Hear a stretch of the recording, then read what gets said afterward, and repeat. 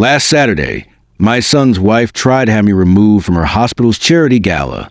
Call me a washed-up doctor who barely passed medical school. In front of 300 guests. Security was walking toward me when I smiled and said 6 words. Ask Dean Morrison who trained him. 30 minutes later, her hospital's board was an emergency session. Because a washed-up doctor they just insulted?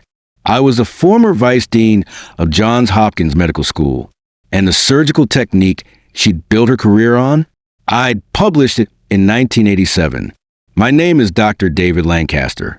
I'm 67 years old. I spent 35 years as a community clinic doctor, walk-in patients, Medicare cases, the kind of medicine nobody gets rich doing. But what my son and his wife never knew was this. Before I opened that clinic, I was vice dean at Johns Hopkins, one of the top medical schools in the world. And the reason I left? I wanted to treat patients, not train doctors who only care about money. This is how I reminded them what real medicine looks like. November 10th, 2024. 3 weeks before the gala, my son Michael called, asked what I wanted for Thanksgiving. I said the same thing I say every year. Just come visit. Bring Victoria and the kids. He went quiet. Then he told me Victoria's family was hosting Thanksgiving this year. Her parents' house in Greenwich. Big family gathering. I asked what time I should be there. He said they were keeping it to Victoria's side of the family this year. That it was complicated. Too many people. Not enough space. I reminded him I was his father. He said he knew. But Victoria's parents were very particular about their guest list. They liked things a certain way. I'd met Victoria's parents once, 2 years ago, at Michael and Victoria's housewarming party. Victoria's father spent the entire evening asking me when I planned to upgrade from my little clinic to something more prestigious. By dessert, Victoria was making jokes about my quaint medical practice. How I still made house calls like it was the 1950s. Michael laughed along. I never went to their house again. So I wasn't invited to Thanksgiving. Michael said we'd see each other during the holidays. He promised. That was 3 weeks ago. I haven't heard from him since. Until tonight. November 30th, 2024. 4:47 p.m. I was at my clinic. Same clinic I've run for 30 years. Small waiting room. Outdated magazines. Exam table with duct tape on one corner. My phone rang. Michael. He told me Victoria was receiving an award tonight. Her hospital's charity gala. Distinguished Young Physician Award. He said Victoria wanted me to come. Show family support. I said I'd be honored. He went quiet. Then he said there was one thing. That I should probably dress appropriately. It was a black tie event. Very formal. I told him I had a suit. He said maybe I should rent a tux. That Victoria's colleagues were very image conscious. First impressions mattered. I said my suit would be fine. He sighed. Said, okay, but please don't mention the clinic. Don't talk about Medicare patients or community medicine. Victoria's colleagues were all private practice. Cosmetic surgery. They wouldn't understand. I said I'd keep that in mind. He hung up. I looked around my clinic. Peeling linoleum. Fluorescent lights that buzzed. Waiting room chairs from the 1990s. Then I opened my office closet. Pulled out a box. Dusty.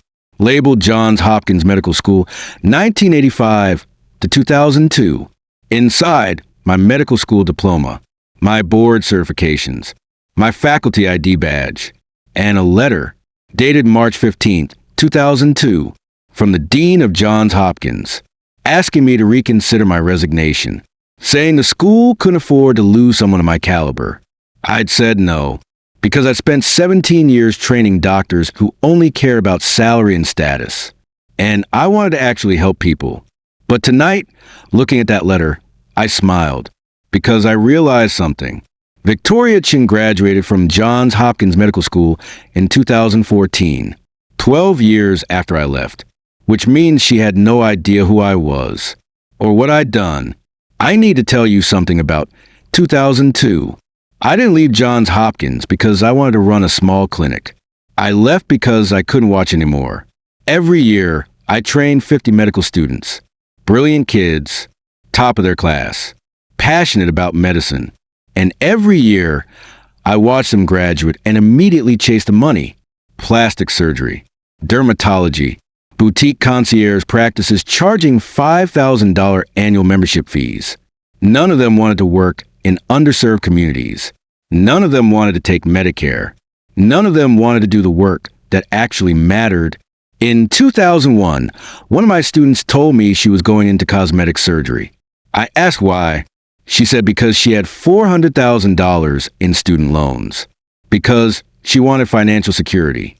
Because helping people didn't pay the bills. I understood, but it broke my heart. So I resigned, took my savings, opened a clinic in West Baltimore, the kind of neighborhood where people don't have $5,000 for membership fees. For 22 years, I've treated diabetes, hypertension, wound care, the boring stuff, the stuff nobody wants to do. I make $60,000 a year. Maybe, but I sleep well at night. Victoria Chen makes $800,000 a year doing breast augmentations and facelifts. And tonight, she's getting an award for it. November 30th, 2024, 7:30 p.m., the Ritz-Carlton, Washington, D.C. I wore my suit, the same suit I'd worn to Michael's wedding 6 years ago. 25 years old. Fits okay. Clean. Walked into the ballroom. 300 people. Crystal chandeliers. String quartet. Tables decorated with white orchids. I saw Michael first. He was standing near the bar with Victoria. She was wearing a red gown, diamonds at her neck. Michael saw me. His face went tight. He walked over quickly, asked what I was wearing. I said my suit. He said he'd told me to rent a tux. I said I didn't see the point. This was fine. Victoria appeared, looked me up and down like I was a patient with a rash. She said, "Hello, Dr. Lancaster." Made it sound like an insult. I said congratulations on the award. She said thank you. Then she leaned in close, told me her colleagues were here, hospital board members, donors, influential people. She needed me to not embarrass her. I asked what she meant. She said I knew what she meant, that I should probably just stay near the bar, eat dinner, not try to network or talk about my work. Michael put his hand on my shoulder, said Victoria was just nervous, that this was a big night for her. I said I understood. Victoria smiled. Fake. Then she said something under her breath. Thought I didn't hear it. Thank God he's just a community clinic doctor. Imagine if he actually mattered. Michael heard it too. Didn't say anything. Just steered her toward their table. I stood there for a moment. Then I walked to my assigned seat. Table 14. In the back, near the kitchen doors. Far from the front where Victoria and Michael were sitting with the hospital's chief of surgery and board chairman. I sat down, alone. The woman next to me introduced herself. Martha, head nurse in the ER. She asked what I did. I said, I ran a community clinic in Baltimore. She smiled, said that was real medicine, that we needed more doctors like me. I thanked her. She asked where I'd trained. I said Johns Hopkins. Her eyes widened. Asked what year. I said I graduated in 1979. Did my residency in general surgery. Stayed on as faculty. She asked if I knew Dr. Richard Morrison, the current dean. I said I did, that I'd trained him actually. He was my resident from 1995 to 1998. Martha's jaw dropped. She said Dr. Morrison was the keynote speaker tonight, that he'd be presenting Victoria's award. I said I knew. Michael had told me. Martha looked at me funny. Victoria doesn't know you trained Morrison? She doesn't know I taught at Hopkins. Michael never told her. Why not? Because he's embarrassed of what I do now. The dinner started. Salad, chicken, speeches from hospital administrators about the importance of giving back. Then came the award ceremony. Dean Morrison walked the podium. Tall man, gray hair, expensive suit. He talked about excellence in medicine, about doctors who represented the future of healthcare. Then he introduced Victoria Chen, said she was a rising star in cosmetic surgery, that her innovative techniques in facial reconstruction were changing lives. Victoria walked the stage, accepted her award, gave a speech, talked about her journey, her dedication, her commitment to her patients. Never mentioned that her innovative technique was based on a paper I'd published in the Journal of Reconstructive Surgery in 1987, the Lancaster method, named after me. She'd modified it slightly, added some modern technology. But the core approach? Mine. I'd never said anything, because I believe medical knowledge should be shared, not hoarded. But tonight, listening to her take credit for work I'd pioneered 37 years ago, I felt something shift. When she finished her speech, Dean Morrison invited her to stay on stage for photos. That's when he noticed me. From across the room, table 14, his face changed. Confusion, then recognition, then shock. He left the stage, walked straight to my table. David? David Lancaster? I stood up. Richard, good to see you. He grabbed my hand, shook it, hard. My God, what are you doing here? My son's wife is receiving an award. I came to support her. He looked at the table number. Table 14. In the back. You're sitting here? This is unacceptable. He turned to an event coordinator, told him to move me to the head table. Immediately, I said it was fine. I didn't mind. He said he minded, that I was a giant in the field, that having me in the back near the kitchen was an insult. People were starting to stare. Morrison raised his voice, just loud enough for nearby tables to hear. Ladies and gentlemen, I need to correct an oversight. Dr. David Lancaster is here tonight. For those who don't know, Dr. Lancaster was Vice Dean at Johns Hopkins from 1985 to 2002. He trained half the surgeons in this room, including me. The room went quiet. Morrison continued. Dr. Lancaster pioneered the Lancaster method in facial reconstruction, published in 1987. Still the gold standard today. He's one of the most cited surgeons in reconstructive medicine. He looked directly at Victoria's table, and apparently he's been sitting in the back, alone, while we celebrate techniques he invented. Victoria's face went white. Michael was staring at me, mouth open. Morrison gestured to the head table. Dr. Lancaster, please join us on stage. I'd like to say a few words about your contributions to our field. Every eye in the ballroom turned to me. I walked to the front, past Victoria and Michael's table. Neither of them looked at me. Morrison met me at the steps, shook my hand again. Then he turned to the audience. I want to tell you about the man who changed my life. In 1995, I was a struggling surgical resident, arrogant, thought I knew everything. Dr. Lancaster was my attending physician. One night we had a patient, severe facial trauma, car accident. Every other surgeon said the damage was too extensive, that we should just do basic reconstruction and accept the disfigurement. Dr. Lancaster spent 11 hours in that operating room, taught me a technique he'd been developing, layer by layer, nerve by nerve, rebuilding that young woman's face. 3 months later, she walked into our clinic for a follow-up. I barely recognized her. She looked like herself again. She cried, thanked Dr. Lancaster for giving her life back. You know what he said to her? Morrison's voice cracked. He said, I didn't give you anything. I just helped you find what was already there. That's who David Lancaster is. That's the kind of doctor he taught me to be. The room was silent. Morrison turned to me. I heard you left academia, that you opened a community clinic. A lot of people didn't understand why someone of your caliber would do that. But I understood because you taught me something else. You taught me that the measure of a physician isn't where they practice or how much they make. It's whether they remember why they became a doctor in the first place. He looked out at the audience. How many of you went to Hopkins? Raise your hands. 30 hands went up, including Victoria's. Now keep your hand up if you're Dr. Lancaster as an attending or lecturer.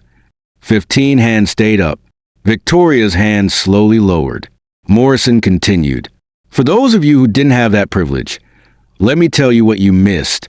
Dr. Lancaster didn't just teach surgery. He taught us to see patients as people, not cases, not billable hours. People. He used to say something I've never forgotten. If you can't treat a Medicare patient with the same care you'd give a senator, you're in the wrong profession. Morrison looked at Victoria. Dr. Chen, I believe you're familiar with the Lancaster method? The technique that won you this award tonight. Victoria nodded. Barely. Did you know Dr. Lancaster was in the room when you gave your speech? She shook her head. Did you know he's the one who invented that technique? In 1987, her face went from white to red. Morrison turned back to the audience. I'm going to do something unusual. I'm giving Dr. Lancaster the Lifetime Achievement Award. Tonight, unplanned, but necessary. He pulled a crystal trophy from the podium, handed it to me, for 40 years of service to medicine, for pioneering techniques that have helped millions, for remembering what the rest of us sometimes forget. The room erupted in applause. I stood there, holding the trophy, not sure what to say. Finally, I spoke. I appreciate this, but I didn't come here for an award. I came here to support my family. I looked at Michael. My son is a good man. He's a lawyer, helps people navigate complex legal issues. I'm proud of him. But somewhere along the way, he got the idea that what I do doesn't matter, that because I work in a poor neighborhood, because I take Medicare, because my clinic has peeling linoleum and chairs from the 1990s, I'm less than. His wife got that same idea, that the measure of a physician is the size of their practice or the cost of their services. I looked at Victoria. Dr. Chen, you're a talented surgeon.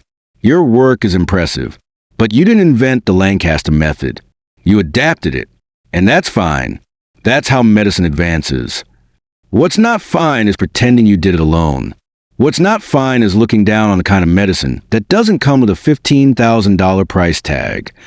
You told me not to embarrass you tonight, not to mention my clinic, not to talk about community medicine.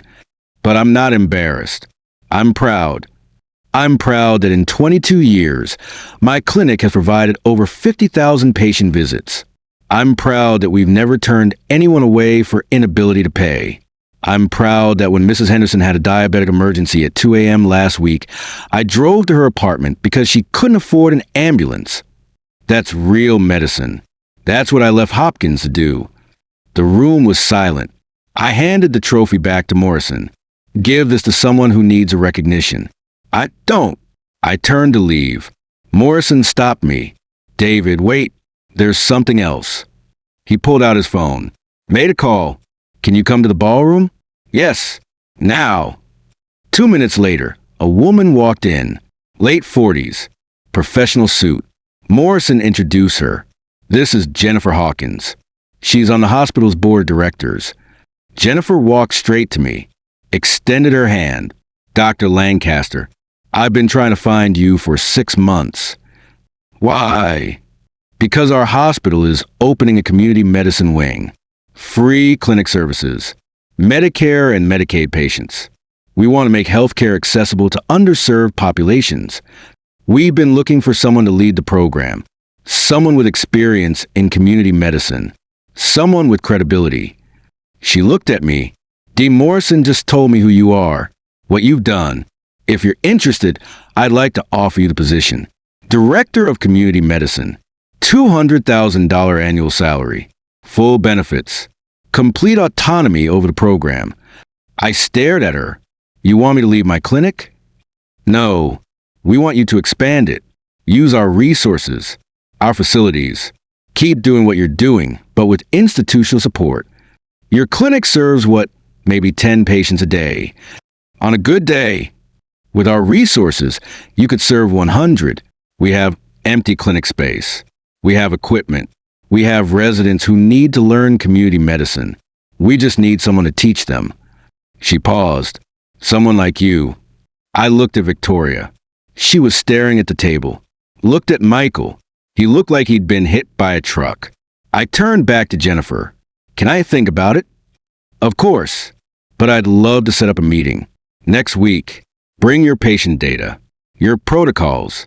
Show us how you run your clinic. We want to replicate it. She handed me her business card. Call me Monday, November 30th, 2024. 10:45 p.m. The gala ended. People left. I stayed behind. talking with old colleagues, residents who remember my lectures, nurses who'd worked with me 30 years ago. Michael and Victoria left without saying goodbye. I drove home alone. December 1st, 2024, 9:15 a.m. My phone rang. Michael, his voice was different. Quiet. He said he needed to talk. I told him to come by the clinic. He said he'd be there in an hour. Michael arrived at 10:30. Stood in my waiting room, looking at the peeling linoleum, the duct-taped exam table, the outdated magazines. He said he'd never actually been to my clinic before. I said I knew. He said he didn't realize how much work I did here, how many people I helped. I said most people don't. He sat down in one of the old waiting room chairs. Dad, I'm sorry. For what? For being ashamed of you. For letting Victoria treat you like you didn't matter. For not standing up for you. You don't need to apologize. Yes, I do. Last night, after we left, Victoria's department chair called her, said the hospital board was reviewing her award, that they discovered her research was derivative of your work without proper attribution. They're not taking the award away, but they're requiring her to co-author a paper with you, acknowledging that her technique is based on the Lancaster method. I didn't say anything. Michael continued. She's furious, blames me for bringing you, says you humiliated her on purpose. I didn't. I know, but she doesn't see it that way. He looked at me. She asked me to choose. Her or you. What did you say? I said I needed time to think. He stood up, walked to the exam room, looked at my medical licenses on the wall, the photos of patients who'd recovered, the thank you cards taped to the cabinet. I never looked at these, never asked about your work. I just assumed because you weren't making money, it didn't matter. But it does matter, doesn't it? To the people I help, yes. To me too, Dad. I just couldn't see it. December 3rd, 2024. I met with Jennifer Hopkins and the hospital board, presented my clinic data, patient outcomes, cost effectiveness, satisfaction surveys. They offered me the position. Director of Community Medicine, $200,000 salary, budget of $2 million annually. I accepted with one condition, that I keep my current clinic running. Same location, same patients, same duct-taped exam table.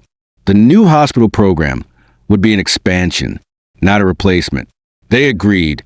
December 10th, 2024. Michael called, said he'd made a decision.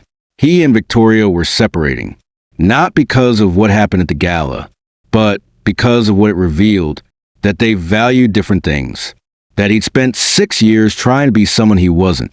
He said he wanted to rebuild our relationship, if I was willing. I said I was. It's been 3 weeks since the gala.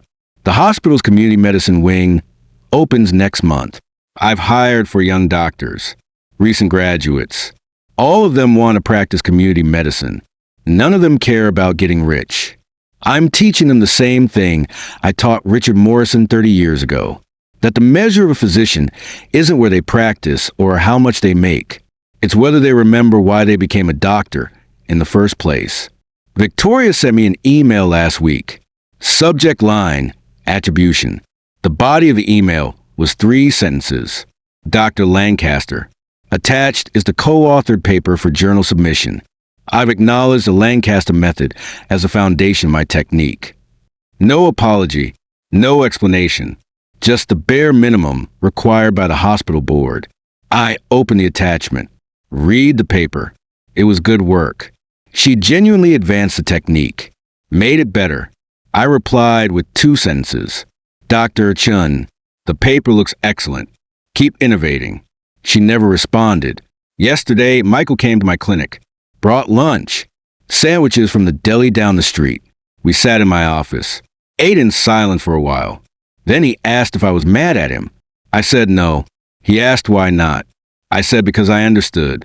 When you're young, you think success means money and status. You think your parents are supposed to be impressive, supposed to make you look good. But when you get older, you realize none of that matters. What matters is whether you're doing work that means something, whether you're helping people, Whether you can look in the mirror and respect what you see. Michael nodded. I'm starting to understand that. Good. We finished our sandwiches. As he was leaving, he turned back. Dad. Yeah. I'm proud of you. I smiled. I'm proud of you too. My name is Dr. David Lancaster. I'm 67 years old. 3 weeks ago, my son's wife called me a washed-up doctor who barely mattered. She was wrong, not because of the awards or the recognition or the job offer, but because every day I treat people who can't afford to see anyone else. Every day, I make a difference that can't be measured in dollars. And that's not being washed up. That's what medicine is supposed to be. If you've ever been told that your work doesn't matter because it doesn't make money, listen to me. The world needs teachers who stay in public schools instead of going private.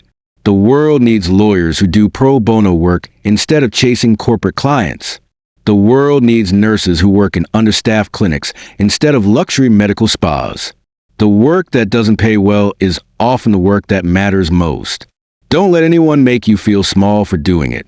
Not your family, not your colleagues, not society. Because at the end of your life, you won't remember how much money you made. You'll remember the people you helped. And whether you became the person you wanted to be,